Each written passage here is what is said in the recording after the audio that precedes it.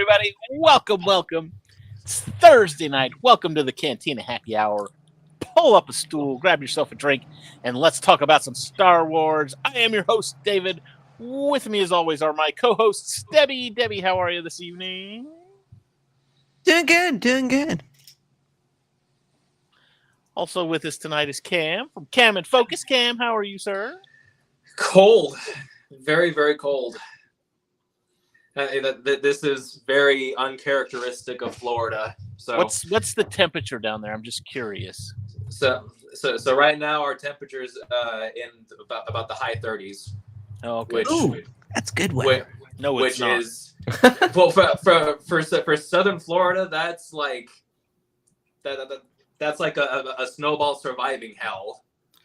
Well, considering we were at one point this week a minus 17, that's 30 is nice. Yeah. Well, it wouldn't be so bad if it wasn't a wet cold. Like, it's been raining here, and it's like wet cold is so much worse than dry cold. I don't know. We've had dry cold all week this week, and our dry cold has been accompanied by a north wind that has been blowing about 3,000 miles an hour. So that's just, and mid 30s with a 3,000 mile an hour wind. That just sucks. 3,000 mile an hour north wind. So also with us tonight is Andrew. Andrew, how are you tonight?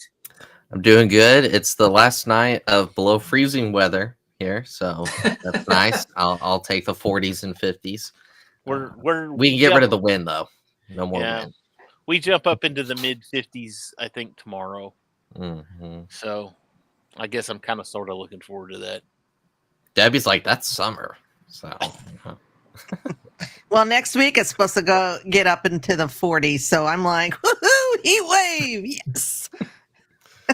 Having a heat wave. I agree. I will take the dry cold. Yes. Yeah. So all that aside, it is cold all across this lovely nation of ours. But you know what? We're going to talk Star Wars. So let's talk. You haven't introduced Andrew yet. I did. Yeah, he did. You did? Oh. Yeah, that's when I said it's the last night of below freezing. Oh, Jesus, that's right. I must be really tired. It's so cold. A can's brain froze.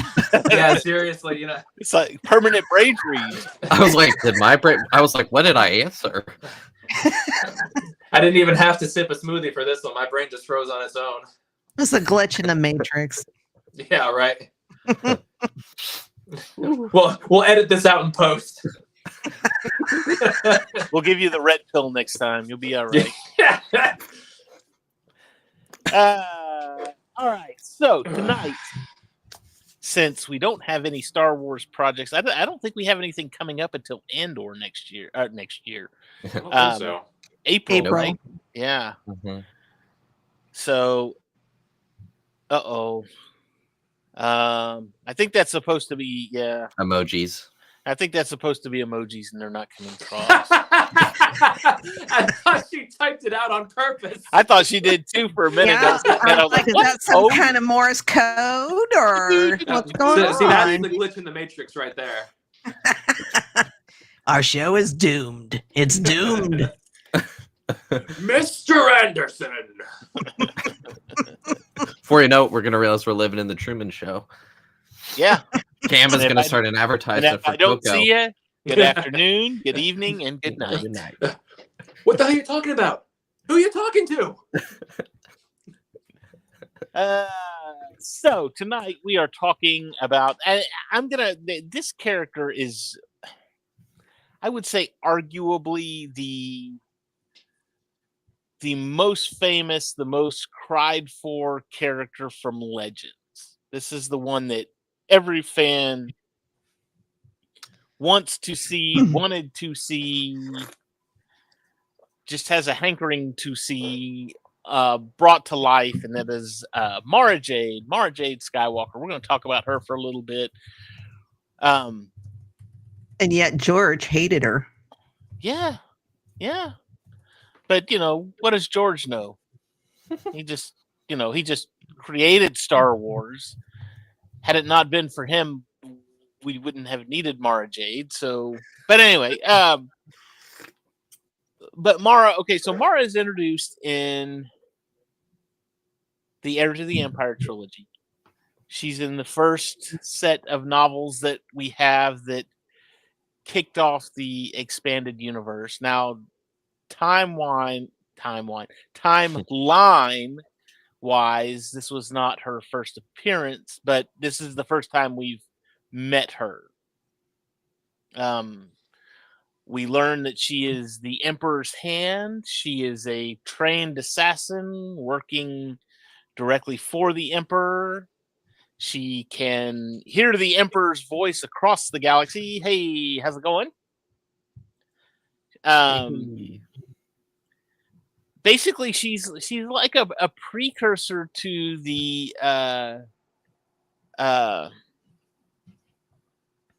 Inquisitors. Am I wrong in thinking this? I'd say probably not. I mean, the Inquisitors are more that they answer directly to Vader, whereas Mara Jade answered directly to the Emperor. So if anything, she'd be like the Inquisitor's Inquisitor. Yeah. Yeah, I first read the Thrawn trilogy in the Red 5 book club that Ubald was talking about there. Is our chat glitching? I think our chat is glitching. I think it is. Everything God. I told you we're doomed. I know. I was like, wait a minute. It's because TikTok went down on Sunday or Monday. Yeah. Whenever that was. I should have known not to sign a contract with Skynet. Oh, it's your fault. Wait. All right. I signed up for Red Note and I got a notice that I'm in Squid Game. Oh, darn it. You know what it is? It's everybody not reading their Apple agreements, their Apple user just clicking OK. This side has cookies. That's okay. Yeah, Cam knows what I'm talking about. I do know what you're talking about. Why isn't it learning? Damn it! Why won't it read?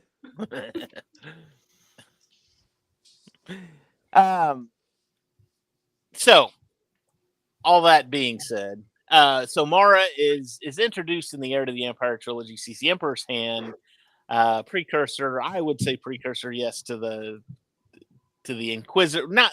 I don't want to say a precursor to the Inquisitor.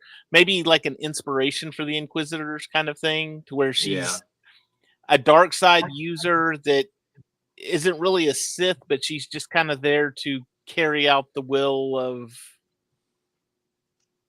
one of the two Sith that are in charge. If anybody tries to say that she's a dark Jedi, I'm going to jump on them. She's a dark Jedi. No, she's not. She's basically Black Widow. Honestly, yeah, she really is. She really is. I was listening to it wasn't a podcast really, but it was just kind of a brief history of Mara Jade. I think it was Star Wars series that put it out. And, just kind of going down her timeline of, and yeah, young age, very, very young age. I think 4. She's taken, she's raised by the Emperor basically to be this assassin / spy. And she's like the best of the best kind of thing. So yes, she really is. I mean, just listening to that, that's what I was thinking. I was like, God, she's Black Widow. That's exactly what she is. So, all she needs is a red room and she'll be fine, But we meet, like I said, we meet her in the Thrawn trilogy, and she has this immense hatred for Luke Skywalker. We don't know why, just initially. I love going back and looking at it, though, because we find that she's the Emperor's hand. One of his last commands, which was the title of the last book, was The Last Command, was you will kill Luke Skywalker. And, of course, what happens? They find the Emperor's cloning tanks on Mount Tantus, which is now in the canon. And even though cloning the Emperor was a dumb idea and we couldn't say that, Kitty, get out of there. Get. Go away. No, Kitty, this is my live stream. But it's the Emperor was going to clone him. That's just a dumb idea, and we don't like that. And it's like it's all through Legends. It's everywhere through Legends. This is In not comics. and in comics everywhere. This is not a new concept. Again, somehow Palpatine survived, and everybody makes fun of that, and it's like, well, why wouldn't he have? I mean, that was kind of Legends, that's it was all over. Well, this is a man who wanted to control the galaxy forever. So why wouldn't he find a way to clone himself or do something to keep his essence alive? Yeah. I mean, that was just him. Oh, but it's all about how the idea was presented in The Rise of Skywalker. Somehow Palpatine returned is such a dumb line. Yeah, so is I don't like sand. I don't like sand. It's coarse, then it gets everywhere.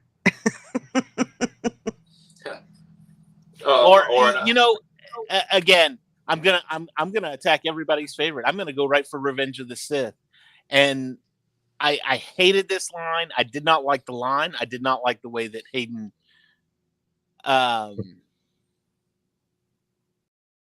delivered the line, the direction it was given in. Actually, there was 2 or 3 lines. One of them was the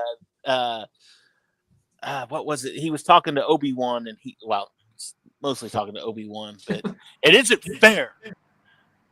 It's never been done in the history of the Jedi. It isn't fair when he's talking about being a master. And I was just like, I think that could have been done a little better. I don't know. And then, and I'll probably catch flack for this one. I didn't like the line, "Don't make me destroy you." I'm like, Hayden, I don't find you intimidating at all when you say that line. Now I get it. I understand in context, but just the way it was delivered, I was just like, you turn her against me.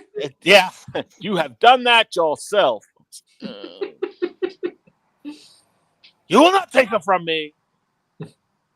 Little cringy right there. See, look, I pissed Andrew off. The cringe. Yeah, I'm getting there. You're coming down on my boy. I'm sorry, Debbie. I'm sorry. Debbie's like, you didn't meet him in Indiana. You didn't see him.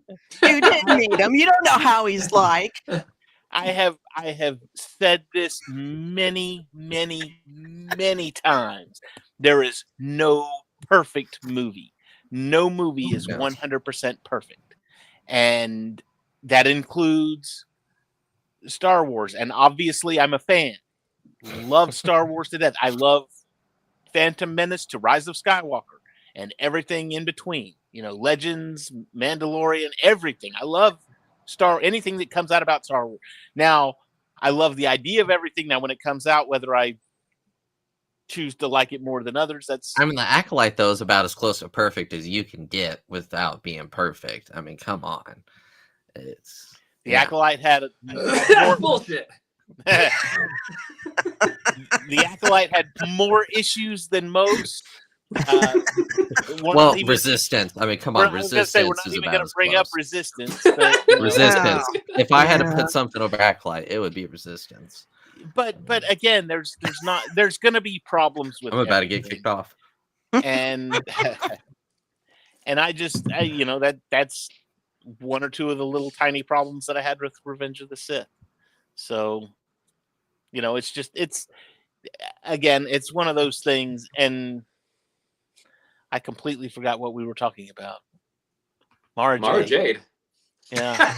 And we went on a rant about I don't like sand. Oh, the Emperor cloning himself. Yeah. Yes, that's how we got there. It's like, wow, we chased that one a long way. Palpatine returned. That's how you got. Yeah, that's how you got there. The Emperor's cloning cylinders on Mount Tantus and the Dark Empire comic book series, none of that, we don't want to look at that. But now they're kind of trying to bring the heir to the Empire back with Thrawn. You've got Ahsoka. Is it season 2 that's happening first, or are they trying to crank out a movie first? I think No. Mando and Season 2, I Grogu's think. first. Mando and Grogu's first. I'm pretty sure. I don't know. That honestly, there's no way to know. They change the dates all the time. So, I thought Ahsoka was later this year. It might be. I don't know. I'll have to look, yeah, no Drew, fact look. checking. Look no it fact up. checking. Oh, no fact checking. All right. I had looked it up once, and I don't know where I wrote it down. I think I did too. But Andrew, always in motion is the future. It doesn't have an exact release date, but it does say either sometime late this year or early next. For Ahsoka or for Yes, for Ahsoka. Okay. Mando is for sure right now 2026. Okay, It's so like Mando's May. for sure next year. Yeah. Cool. Oh, May the 4th. That's when they need to release it. That would be awesome. They might go back to the Christmas or December Let me check release date. Mando and Grogu. Let's see. Not as good. Because let's see, 26. Yeah, I don't Mando- know if Marvel has anything coming out, and usually It they're the says start. May 22nd, 2026. That would suck. And I'll tell But you that why. was back in August that was announced. I think that's changed. So here's what they need to do, in my opinion. And Filoni, I know you're listening, so I'll get him on the phone. Wednesday, the Wednesday after the 22nd is May the 27th. Now, Wednesday releases for movies do happen. And if this movie was to release on Wednesday, May the 27th, that would be the 49th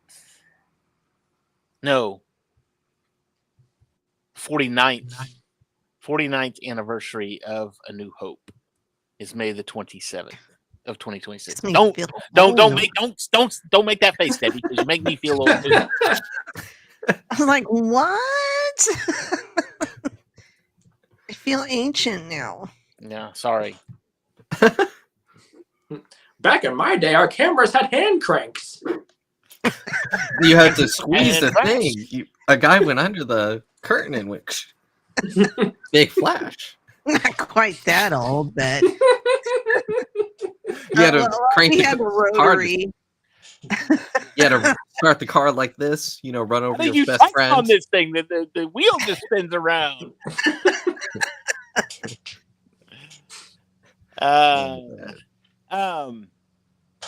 So anyway, Mara, when we meet her, she works as a smuggler. She does this through a lot of her life. I mean, even after the events of Heir to the Empire, before she joins the new Jedi Order, before she does marry Luke Skywalker at some point. What else did she do? She had a son, Ben Solo. If I'm not mistaken, not Ben Anakin Solo. Anakin Solo. Oh my God. No, it was Ben Skywalker. Yes. No Solo. Take the Solo out. I'm It's sorry. like, did she have an affair with Han and I didn't know it? No, I was. You know what I was thinking? We were talking about The Last Jedi and Rise of Skywalker and all that other stuff. So Ben Solo was he was right there. It was, it was when we're talking about Daredevil and I'm wearing a Deadpool shirt. It's throws me off. I'm old. Leave me alone.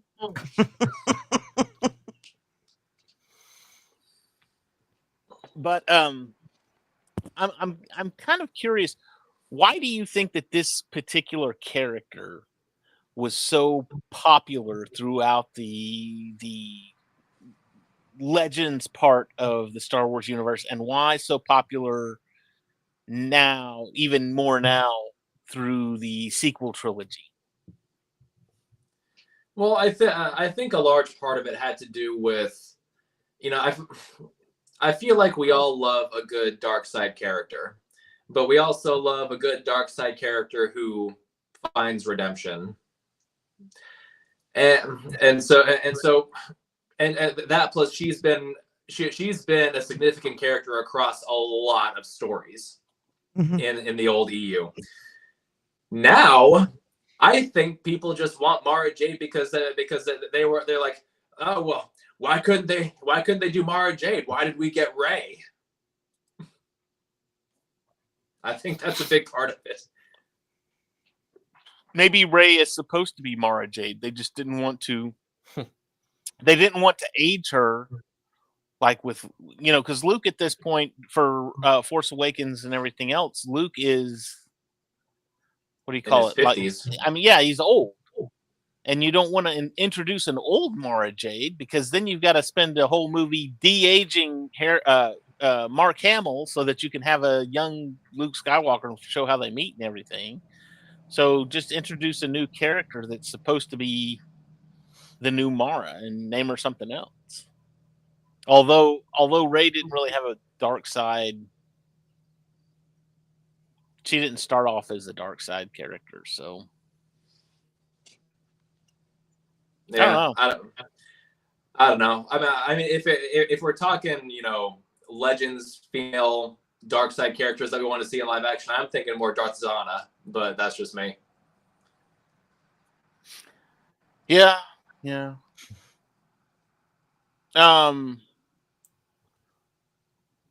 Let's see. What else did she worked for Talon Card. I'd love to see Talon Card in real life. He's kind of a Han Solo, but a little more successful.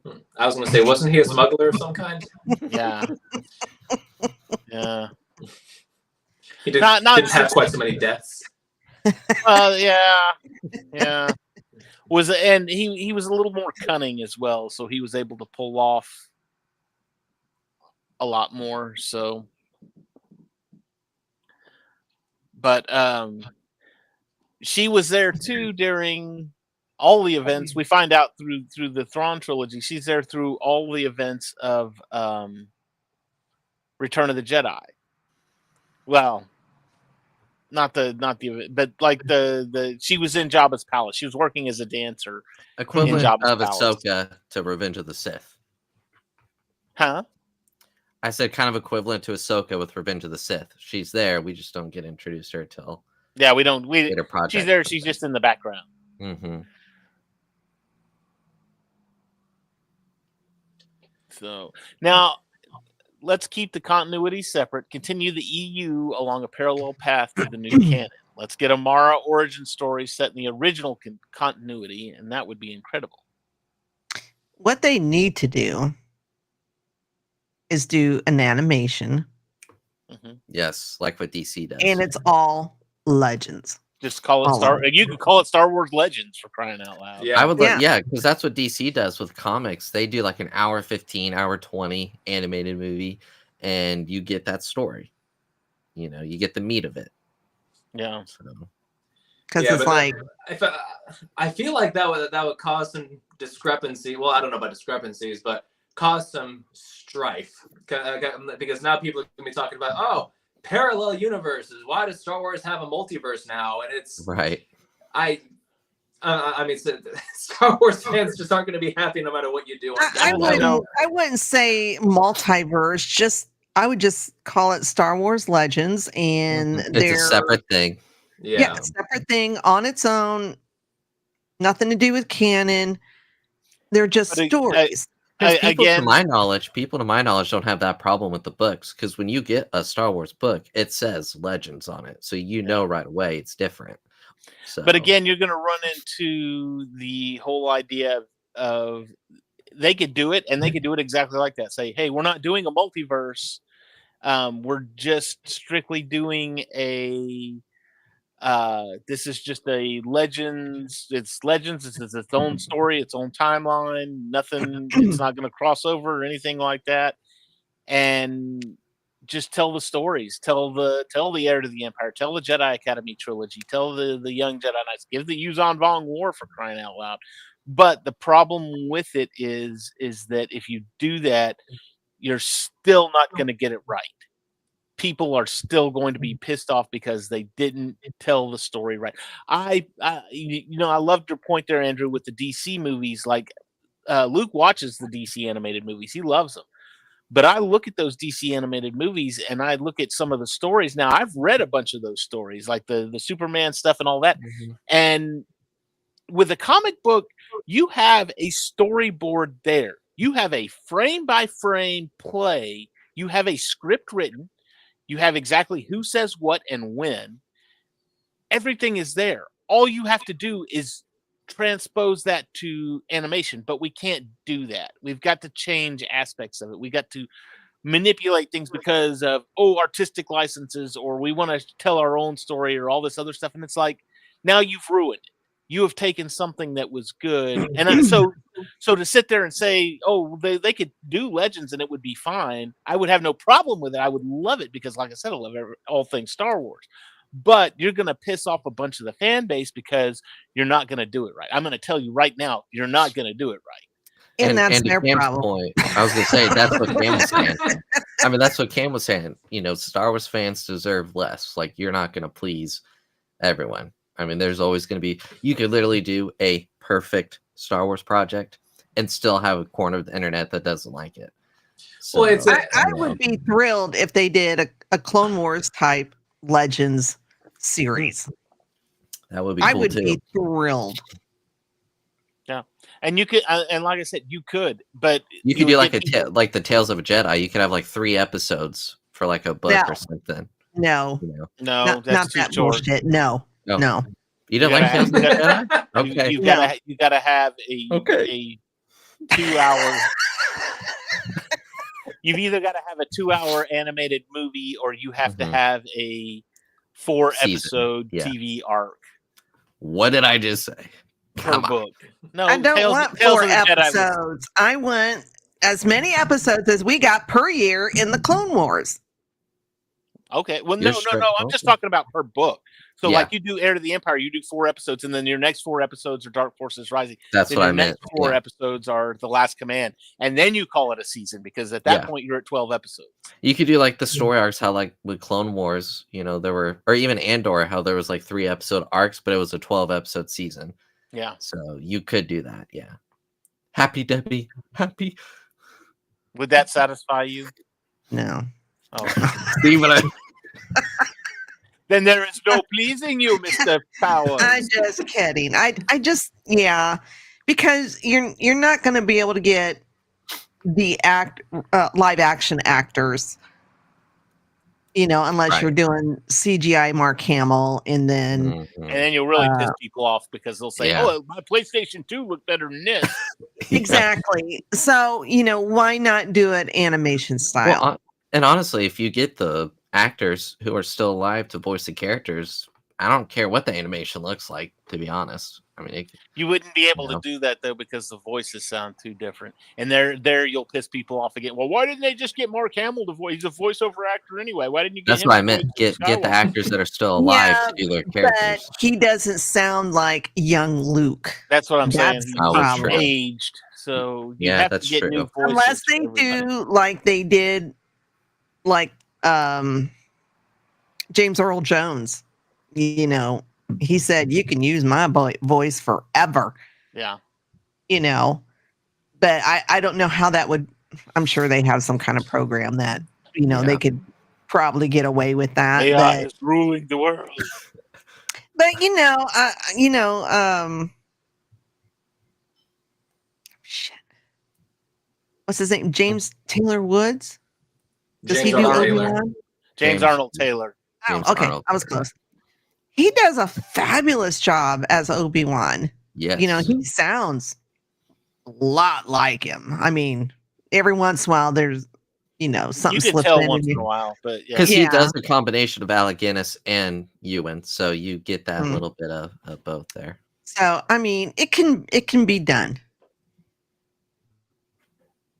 And people still get pissed off. Yeah. Right. Yeah. And like I said, that's their fucking problem. They keep, let's bring Legends. Why can't we do Legends? And then, you're right. They will complain. I won't. I think because I'd watch the shit out of it. I think the only actor you would probably be able to get to come back for a regular role that would sound good would be Anthony Daniels. But because his voice has not changed in 50 years, so it's just Did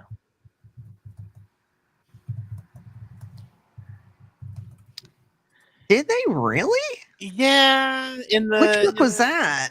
the Jedi Academy trilogy. And that was because Luke was trying to start. In fact, Luke spent most of the first, was it the first book or the third book? I think it was most of the third book. He spent like dead, kind of dead, but not really. So, but yeah, she and Lando were off running around doing something. Huh? Lando wasn't married by this time? He was talking. They were talking, or they were looking for.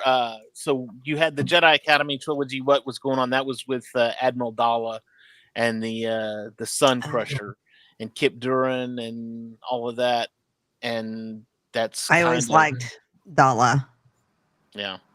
I always thought she should have been brought in live action or something.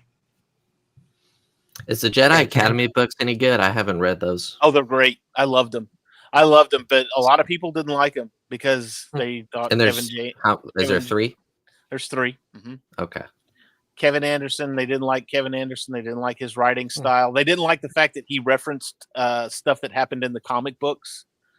Like he referenced the Dark Empire comic books within the novels, and people didn't like that because it's like, well, why are they talking about this? You know, when did this happen? We didn't see any book about this. And it's like, you got to read it all, dude. You can't just read the I've never read the comics, and it doesn't bother me. So,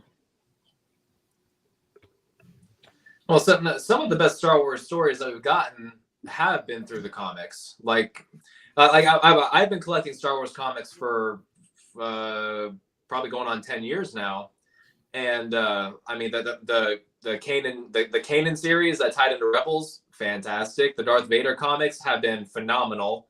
The Lando comics were good. The Droids got a comic issue that was kind of funny. I got a whole series of the Bounty Hunter Wars that happens in between Empire and Jedi. So loved it. Yeah, have loved it. Now, okay, Christopher, Mr. Nelson here. iJedi overlaps it. You are absolutely correct. It should be read. It's a great book. It's not my favorite though, and I'll tell you why. Because I am not a fan of books that are written in the first person.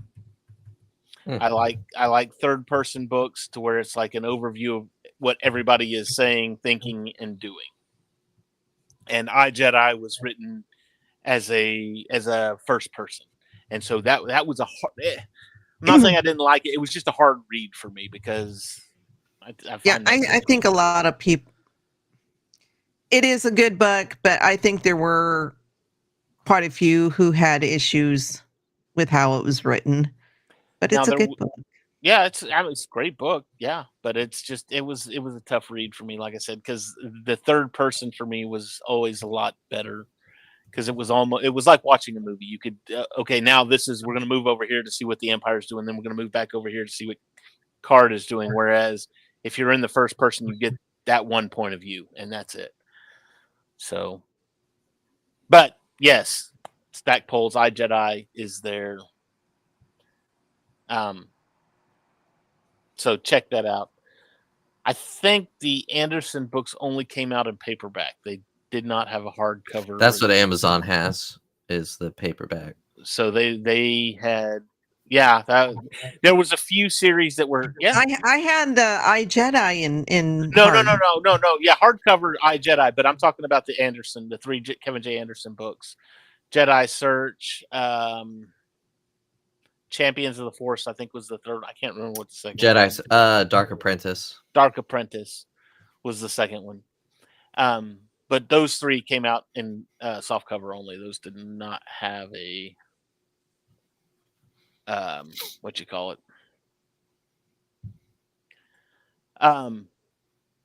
Well, Christopher says they came out in a sci-fi book club hardcover omnibus. Okay. So now my question is, do they have the Star Wars comics in any kind of omnibus? Yes. Trade paperback. They do? Yes. Well, so not omnibus that I've seen, but you can get full comic story arcs in graphic novel form. So it's like 8 issues compressed into one. It's they call it a trade paperback. You can get like I know the Darth Vader series run, I believe, has 2 or 3 different trade paperbacks because there's a lot there. I think I have like 6. There's I know. Oh, there you go.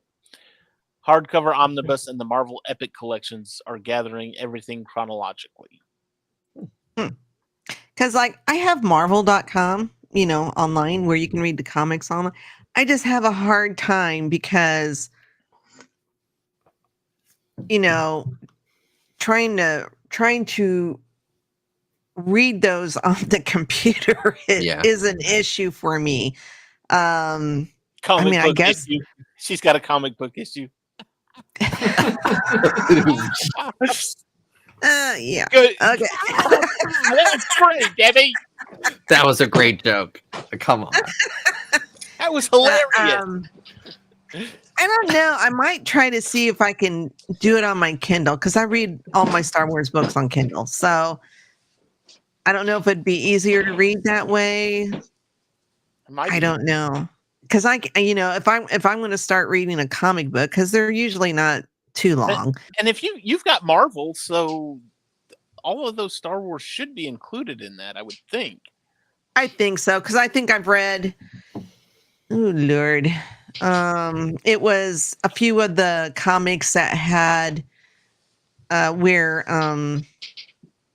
Palpatine kidnaps Luke, and then the Luke, part. There's clone Luke. But it was just hard for me to read it on the computer because, I can sit here and watch videos all day on computer, but to sit here and try and read, it's just like, no. Yeah. Makes my head hurt. Now, so I may try to see if it looks how it looks on my Kindle. I'll have to see if that works. Because I could sit there and read them during my lunch hour because that's what I do. Christopher says that almost everything is on the Marvel app, so you're good there. Thank you, Christopher. Awesome. See, I would almost say now I want to get the Marvel app, but I don't want to pay for it. And that's mainly that goes back to I need to have things I need physical. Yes, I agree. Of things. Well, I would prefer to have books, physical books, but I just don't have anywhere to put them. I don't know what I would do with them. I bought me a new chest back here that has all my comic books in it. I'm quite happy. I was quite excited about it. I wouldn't know where to put comic books. It's just. And then I got a bookcase in my closet over there that's got all my Star Wars novels in it. So. Now, if my son ever moved, I could probably take over his gaming room. Yeah, we build you a library. But I'm not kicking him out. Hint, no. hint. Hint, hint. No, he helps pay bills. Never mind. Unhint. Reverse the hint. Never mind. Scratch that. So I used to have all the EU books, all of them. And then I moved in the house that I moved into just wasn't big enough. And I had to get rid of all six of my 6-foot bookcases. Sheesh. Why didn't you get a bigger house? Couldn't find one and I had to move. I stopped reading about halfway through the Yuzhan Vong War, and that's just because Lord. that got real tedious. And I was just like, "Oh, you're killing me." Well, I remember collecting Heir to the Empire when it first came out, and just collecting every EU book as they kept coming out. And you're so full of crap. Your mama probably wasn't even born. Nah, I'll take that back. No, she was. I didn't start reading the Star Wars novels until like 2012, because that was like around the time that my love for the franchise really got like revitalized when I bought the first 6 movies on Blu-ray, and at that point I dove into all the Star Wars I could, but then whenever it was confirmed that the EU, even though it was never really canon, was now considered completely non-canon and separate from the main Star Wars continuity, I was like, well, why am I going to keep reading these when I can just dive into the stuff that's actually happening? And so I didn't get the full experience. I mean, I read the Bane trilogy. I love that. I read most of the Old Republic novels. I read the first 3 books in the Legacy of the Force series. I read the Force Unleashed novels, which are not great, but it's the video game. It really is. I mean, it's literally, if you played the video game, you've read the novels. First one was better. The first one was much better. I mean, the second novel was okay, but the second game was just so repetitive that if you played the game for half an hour, you played the entire game. Yeah. I can't speak on the game. I just read the books. My EU, I collected a lot of it. I did sell a lot of it. I'm not trying to recollect it, but some of my favorites I'm getting back. Like I picked up The Courtship of Princess Leia by Dave Wolverton the other day, and I picked up Shadows of the Empire by Steve Perry the other day. So I was glad to get those back in hardcover first editions, of course. Nice. But I was glad to get that. Debbie, I haven't been to the bookstore to look for your. I'll go tomorrow. I'll go during my lunch hour tomorrow. Look for your Zahn books. But like Cam, you mentioned the Bane trilogy. Mm-hmm. I've got 2. I didn't realize there was a third one because I've got Path of Destruction and The Rule of 2 are the 2 that I have. The third one is called I think it's Dynasty of Darkness. Okay. And it talks about the last stages of Darth Bane as a Sith and how Zana rises to power, and it's very good. I mean, so you know that I gush about audiobooks all the time. Listen to the series on audiobook if you can, because Jonathan Davis is the narrator for that series, and he does such great voices for the characters, like unbelievably great. Okay. But I own the books. I just haven't read them yet, but I need to. My favorite Legends book. I have to get it in hardcover so it matches the rest of them, though. So, Huh? It got too cold for Cam's phone. Oh no! Did his phone die? He's still here. Oh, there. Now he's quiet. Filoni, what are you doing? Kennedy, can't hear you. Kennedy. He says, "Hold on a second." No, he was saying good. Field goal is good. That's what he was saying. Field goal!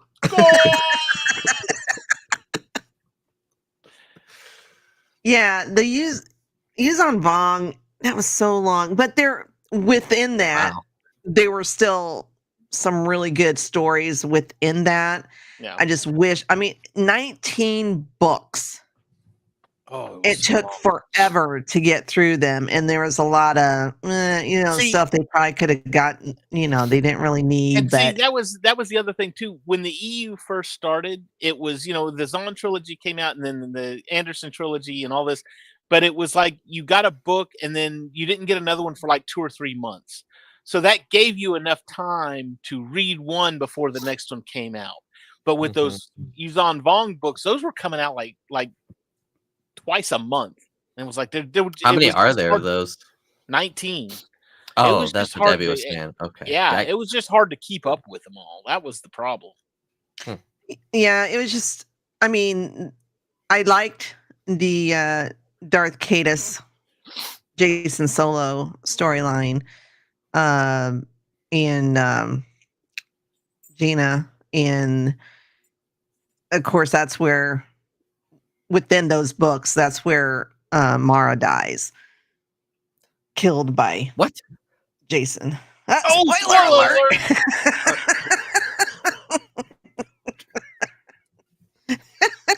Well, she almost died at the Yuzon Vong War too. She had the she was infected virus or whatever. Yeah, she had a virus. But it was like stupid because it was really anticlimactic. It was like all this time she's dying, and then it was like, oh, all you got to do is this, and it was like, her volume all the way down. All right, that way you can't spoil anything else for me. What? Did you mute me?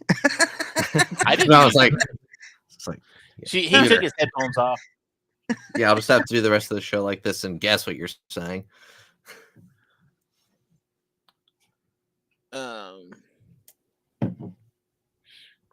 But yes, it was. I can't hear you. That is departure. Cam worked very hard today and was very busy, so he was tired. I'm sure he's probably going to sleep, or it's too cold. Meanwhile, Disney Plus is spamming kids with show after show. I don't think there was too much EU. Keep it coming. I didn't think there was too much. With show after show, really? Because maybe not necessarily with Star Wars, but just in general. Like if you keep up with all the franchises, I mean, it's like you finished one show, you started another. I mean, remember it was like a Marvel show would end, and then a Star Wars show started. That ended. No, it was when it first started. It was Marvel, week off Marvel. It was WandaVision, and then Falcon and the Winter Soldier, and then Doctor Strange. Doctor Strange was in there somewhere. Here he is. Mm-hmm. Oh, there you are. Oh man, I'm just kidding. That's okay. You can stay there. I was stretching though. I had all that extra room on the screen.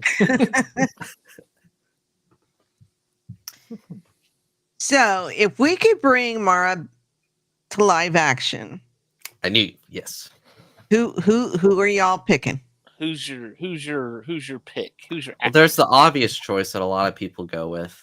Karen Gillan from Guardians. Oh, a lot of people. I didn't even think about that. Yeah. That's my choice. And Elizabeth Olsen. She's my another choice. one I see sometimes, but I don't know how popular that one is. I like Elizabeth Olsen too, though. ScarJo. I would say ScarJo. I could see it. God, I love her to death, but she'd be playing Black Widow, like you said, Debbie. I would want somebody younger. That's the thing, though.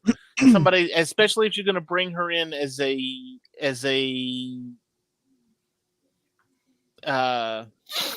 if you're going to create a live action Star Wars with Sebastian Stan as Luke Skywalker, as a young Luke Skywalker. Yes. I know, Debbie. That's my fan cast right there. You know, he got nominated for an Oscar. Feige and Filoni, we know you're watching. He won a Golden Globe. Yeah. I just watched that movie the other day. It was really good. He did really well. It's my boy. But anyway, so if you're going to cast a younger Luke Skywalker, I would want a younger Mara to play opposite him. Now, I'm not saying that ScarJo is too old by any means, but I would just like to see something a little younger. Well, I mean, my opinion about that is, while Scarlett Johansson's a good actor, Mara Jade is known for her combat. ScarJo can't do her own stunts. But like everything Black Widow does in the MCU is all her stunt double. So, me personally, if I was going to cast someone to play Mara Jade, I don't remember the actor's name, but it would be the actress who played Yennefer in The Witcher. Oh, okay. I know who you're talking about. I don't remember her name. I don't know about that one. I'd have to think on that one. I know who you're talking about, but I'd have to think on that one. I'm gonna do something. Let's see. I'm gonna ask AI. I'm gonna ask him to fan cast Mara Jade. Let's see. Let's just see what it comes up with. If it even knows who Mara Jade is. Oh, it does. Now, something else you could do too, and there was a lot of speculation about this as far as like at the end of Brie Larson as one.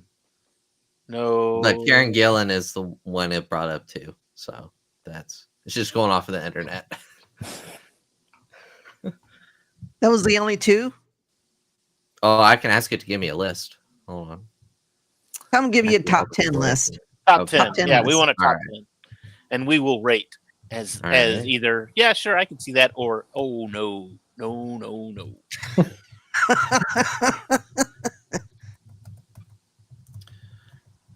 here we go.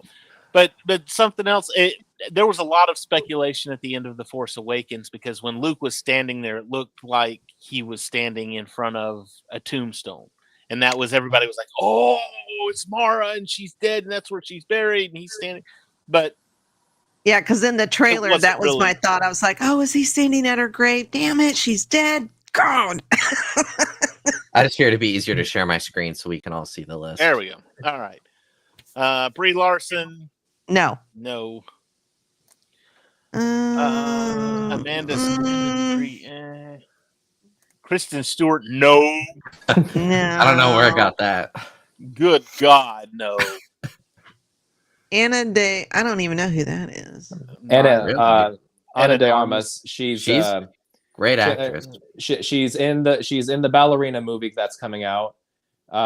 She Blade was Runner. Joy in Blade Runner 2049. Knives Out. Yep, she was in Knives Out. She and one other girl buried Keanu Reeves in that movie Knock Knock. I don't, and she's been in a lot of things. She's a very like she's one of those up and coming actors that now everyone has their eyes on.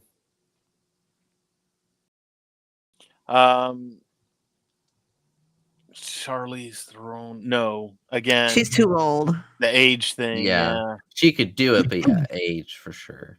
Emma Stone, I could kind of see that, I guess. maybe. But I don't know how. I like her. I don't know. Like I don't think she these are all actors that aren't known for stunt work though, and it's like Right. you know, I want an actress to where I can believe the combat that she's displaying. With an actor like Scarlett Johansson, I don't believe a single frame of it. Emma Stone, her range as an actress and her ability to blend humor and drama would suit Mara's character well. No, obviously AI has no idea who Mara is because there's no humor there. Well, she had her little inside jokes with Luke, but yeah, with anybody else, I'm not quite sure. But Gal Gadot, she didn't do any of her stunts. So she did some of them, yeah. But I can't read the list. I'm looking at my phone; it's too small. Oh, so your your next one is Reese Witherspoon. No. No. Besides the age thing, but you know, though, I think she did all of her own stunts in Legally Blonde and Legally Blonde 2. Just saying. I think she does her own stunts. Yeah, Gal Gadot and then Zoe Saldana. I could see her from Gal a stunt Gadot, standpoint. Again, Zoe, Gal I Gadot. could. Or Zoe, I could. Gal Gadot, I don't know. Again, I think that age thing might. Well, I can ask it to give younger actresses. Well, how young do you want? Because Sebastian Stan's like 42, so. Is he? I didn't think he was that old. My boy looking good. He's looking good. As the hair keeps, as he keeps losing hair, it's gonna go up. Fine. Yeah, it's a joke he said at the Golden Globes. He said as the hair keeps going away, the higher up it's gonna get.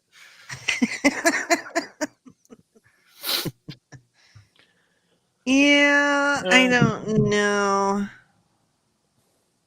I think on this list, yeah, probably Karen or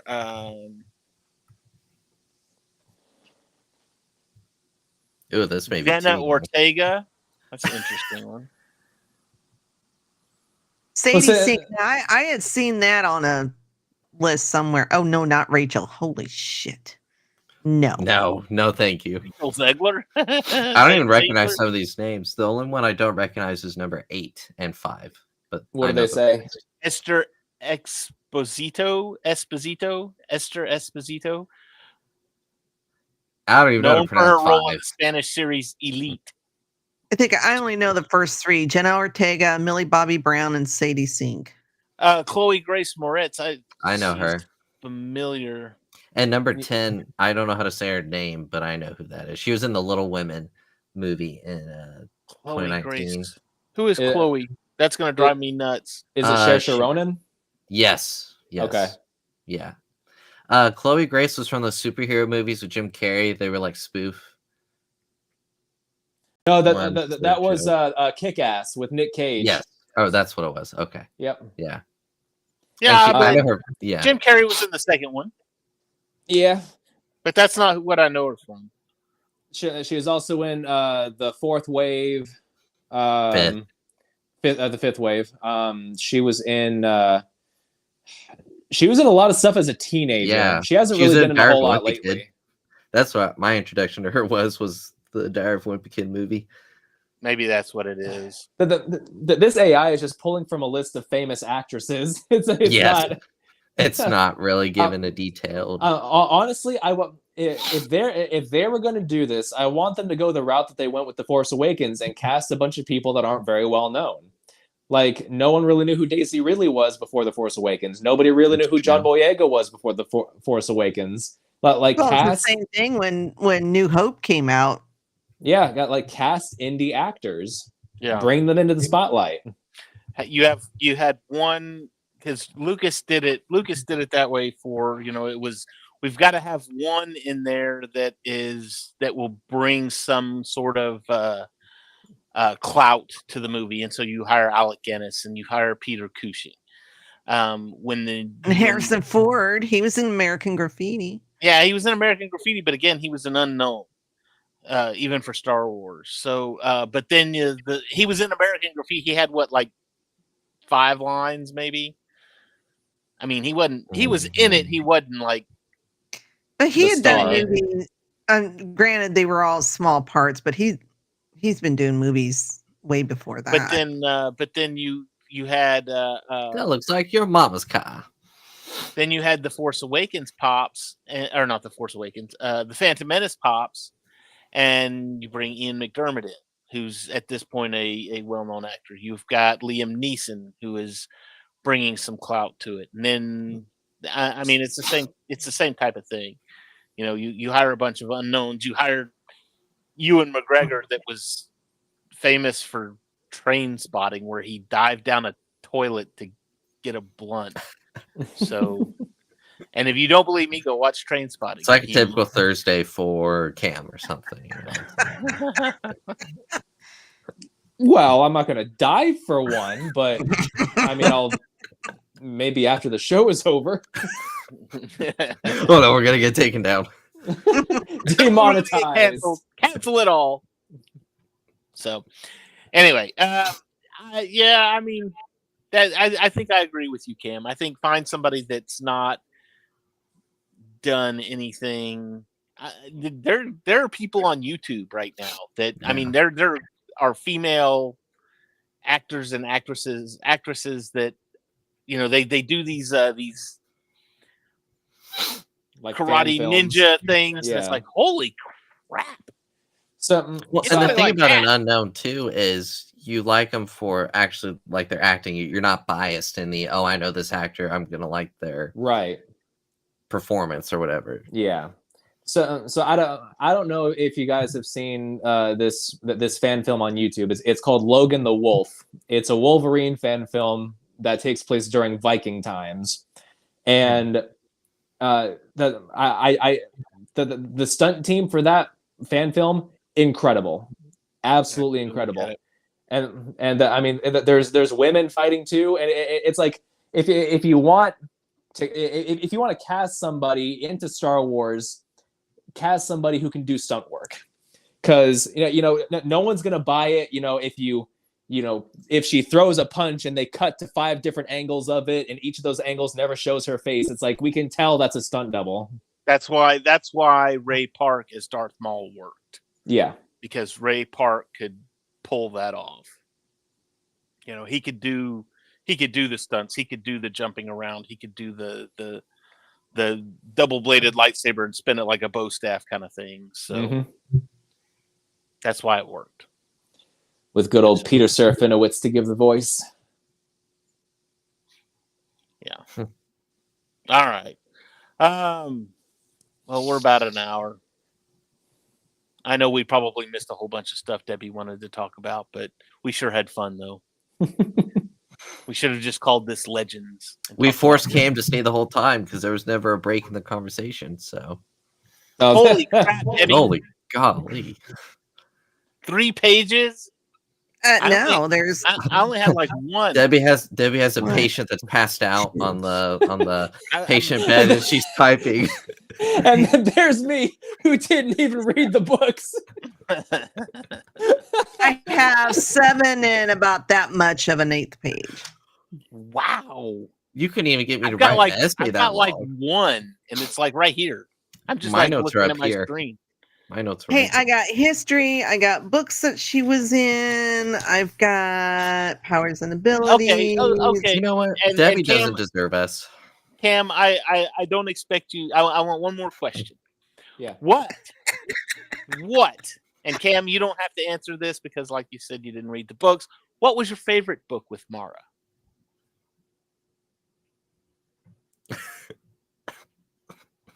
He's asking you guys. Yeah. He's not asking me. What was your favorite book with Mara? I was waiting. I was like, well, that's kind of a stupid question. He's not read the books. How would you know? I said, Cam. I was like, Cam, where's the punchy joke? Where's the line?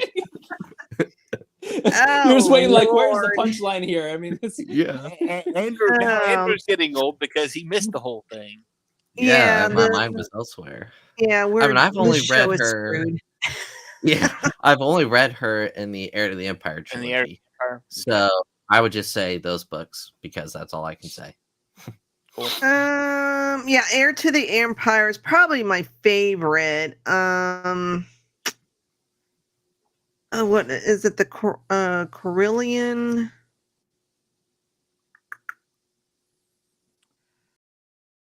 The Carillion trilogy. I think that's where. Was that the assault at Selena, and is that the one where Han's uncle or cousin tries to take over Corellia? She's doing a lot of. Well, she's a key figure in galactic politics, smuggling, and warfare. Her and Luke are not married yet, but they're fighting against the Imperial remnants. And I was trying to think the part where it's where she's with Talon Card, and her and Luke get stuck with Talon. They get captured or something. They escape, and although her and Luke are working together to try and get through the jungle, because the jungle has got all kinds of creepy crawly things that's always trying to attack them. Even through that, she's still trying to kill him. I always liked that storyline. It was just like, okay, well, we'll help each other. That was the Heir to the Empire. Mm-hmm. Yeah. Was that Heir? I was thinking it was a different book. I'm pretty sure because I recognize that storyline. Yeah, it was because they were on Merker, and in fact they had that was one of my favorite scenes, and J.K. Rowling stole it. Was they came across some of the Imperials that were there, and they did not want to be recognized, but Luke, being that Luke is Luke and he's famous throughout the galaxy, she knew he would be recognized, so she hit him in the face with this plant that gave him a rash and caused him to swell up, which is a way that Harry Potter avoided some of the Deathly Hallows. And the Deathly Hermione Hallows. does the spell on his face and it makes him all chubby. Yeah. Looks like he got poisoned with something, like an allergic reaction. Right. And they kind of just got even though the Yuuzhan Vong thing is 19 books, like I said earlier, there are some good storylines in there that involve Mara. So there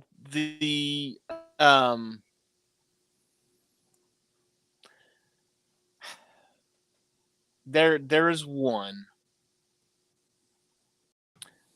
one of my favorites. It was a Timothy Zahn book. I'm looking it up right now to make sure I get this right. It was Allegiance is the name of it. Mm-hmm.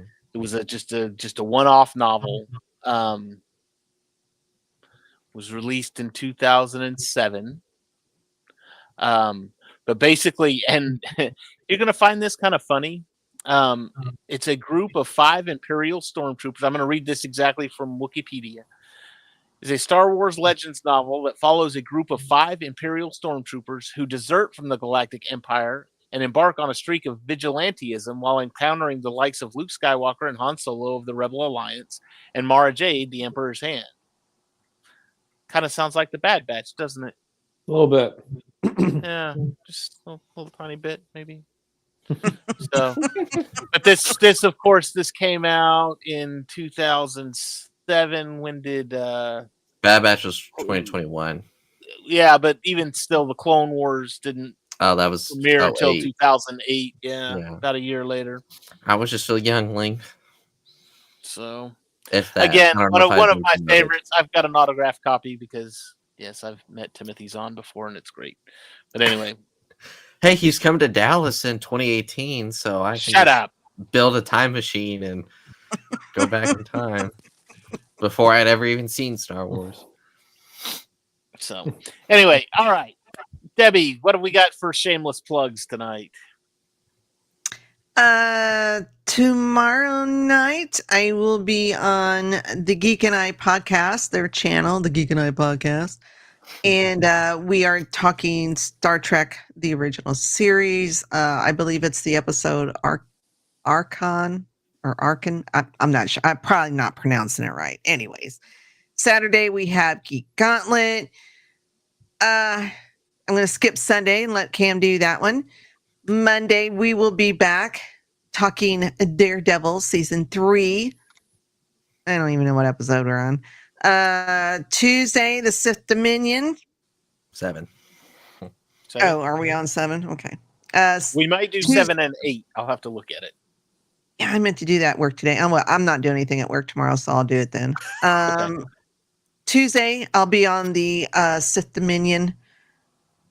I'm not sure what they're talking about. Wednesday, War of the Stars. Jade. I was about to make that joke. No, we already talked about her a long time ago. So, well, no wonder you had notes. You just carried them over. Yeah. Wednesday, War of the Stars will drop an episode, and then we'll be back. Cool. So, Cam, what have you got for a shameless plug? On Sunday, we are going live again for Cam and Focus Weekly. We're going to be talking about Willow, not the series, the movie. Yay! It's going to be a first-time watch for me, so I'm definitely excited to kind of dive into this and see how it goes. This past Sunday, Andrew and I went on and talked about Krull. Laughed about Krull. I'm Laughed so about sorry. Krull. I honestly am so sorry I missed that. That's all right. It's so far, surprisingly, it's been the best performing video on the channel. So I think people enjoy laughter. Man, I lost it a couple times. Like I couldn't even talk. I was laughing. Yes, we certainly had a lot to say about that one, particularly about one character in particular who had really no reason to be there. What about his tight pants? He looked like he was wearing leggings through the whole thing. Yeah. I mean, everybody was wearing leggings. The main character couldn't stop smiling at everything. Everything. Your father just died. Who cares? Ergo the Magnificent. How did he end up there? Who knows? Who cares? He's there. Oh, he was the teacher from Willy Wonka and the Chocolate Factory. That's where I've seen him from. Okay, yeah. I was wondering. All right. He was a school teacher. So yeah, that'll be this Sunday at 9 p.m. Eastern Standard Time over on the Cam and Focus channel.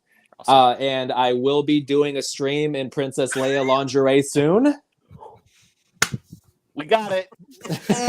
It's gonna be awesome. Yeah, you better get that space heater real soon.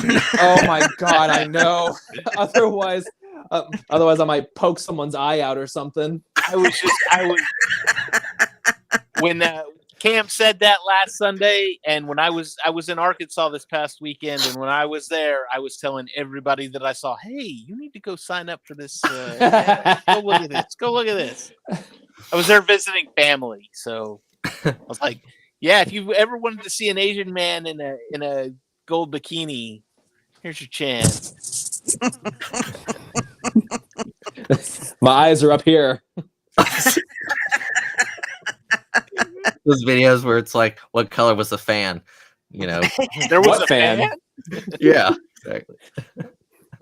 I mean, I don't So- watch those. What are you So, talking? well, it's at South Park. Now, what was the color of the handkerchief in the nice lady's hand? Handkerchief? Hand? How many of you answered what handkerchief? Oh, man. Oh Lordy! All right, Andrew, do you have anything as far as shameless plugs go? Andrew the Magnificent does not have any shameless plugs this week.